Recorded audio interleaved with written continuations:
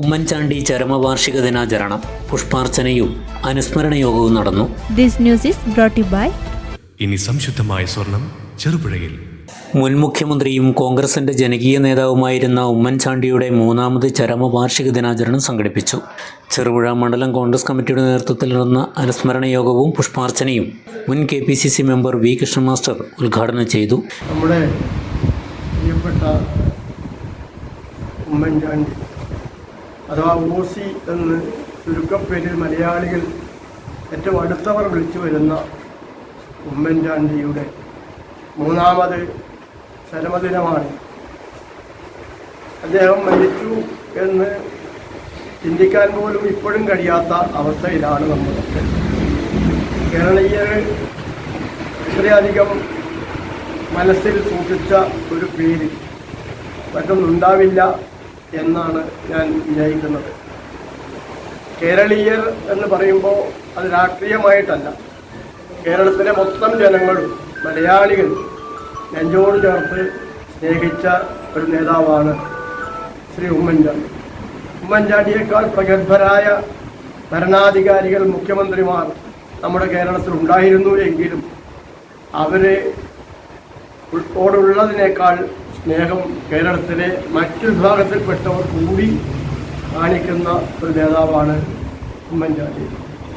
ആ ശങ്കരനെ പോലെ, അതുപോലെ പട്ടംതാണിപ്പിള്ളയെ അതിനുശേഷം നമ്മുടെ കരുണാകരൻ ലീഡറിനെ പോലെ അതിപ്രശസ്തരായ ഒരുപാട് മുഖ്യമന്ത്രിമാർ നമുക്കുണ്ടായി. എന്നാൽ എല്ലാവരെയും ഒന്നിച്ചു ചേർത്തുകൊണ്ട് കക്ഷിരാഷ്ട്രീയത്തിന് അതീതമായി എല്ലാവരുടെയും സ്നേഹം സമ്പാദിക്കാൻ കഴിഞ്ഞ ഒരു നേതാവ് എന്ന നിലയിലാണ് മലയാളികൾ ഉമ്മൻചാണ്ടിയെ കാണുന്നത്.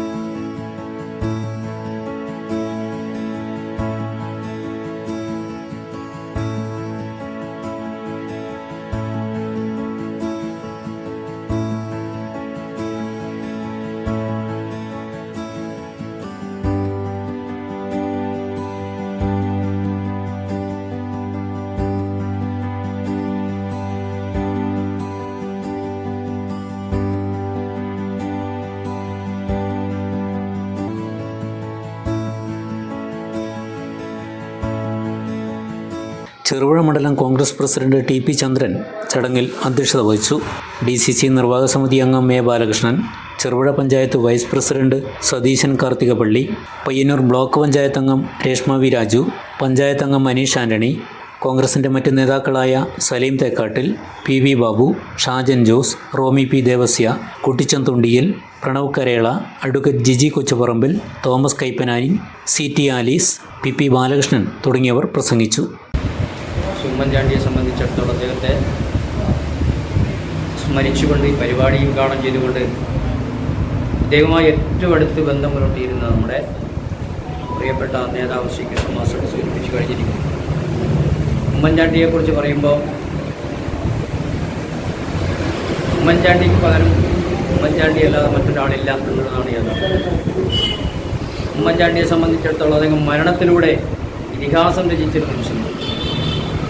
നമുക്കറിയാം, ജീവിച്ചിരിക്കുന്ന ഉമ്മൻചാണ്ടി നാട്ടിൽ നടന്നിട്ടുള്ള പ്രവർത്തനങ്ങളിലും സഹായങ്ങളെല്ലാം തന്നെ നമുക്കറിയാമെങ്കിൽ പോലും അദ്ദേഹം മരിച്ചതിന് ശേഷമാണ് യഥാർത്ഥത്തിൽ ഉമ്മൻചാണ്ടി ആരായിരുന്നുവെന്ന് നമുക്ക് മനസ്സിലാക്കും.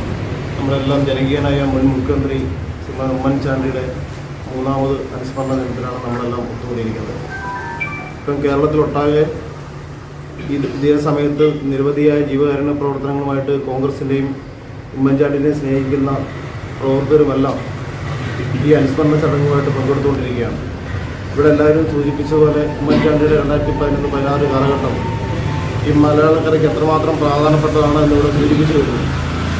നമുക്കറിയാം, അദ്ദേഹത്തിൻ്റെ ലോക നിലവാരത്തിന് അംഗീകാരം നേടിയ ജനസമ്പർക്ക പരിപാടി ഉൾപ്പെടെ കേരളത്തിൻ്റെ ഇന്ന് ഏറ്റവും വലിയ ചർച്ചയായിക്കൊണ്ടിരിക്കുന്ന വിഴിഞ്ഞം പദ്ധതി ഉൾപ്പെടെ കൊച്ചി മെട്രോ ഉൾപ്പെടെ സ്മാർട്ട് സിറ്റി ഉൾപ്പെടെ എന്തിനാ നമ്മൾ കണ്ണൂർ ജില്ലയിലെ ഇൻ്റർനാഷണൽ എയർപോർട്ട് ഉൾപ്പെടെയുള്ള വികസന പ്രവർത്തനങ്ങൾ തുടങ്ങി വെക്കുവാനും അതിന് നേതൃത്വം കൊടുക്കുവാനും എല്ലാം കേരളത്തിലെ മുഖ്യമന്ത്രിയായ ജനകീയ മുഖ്യമന്ത്രിയായ ശ്രീമാൻ ഉമ്മൻചാണ്ടിയുടെ ആ നേതൃത്വ പാഠവും നമുക്കെല്ലാം നേരിട്ട അനുഭവങ്ങളാണ്.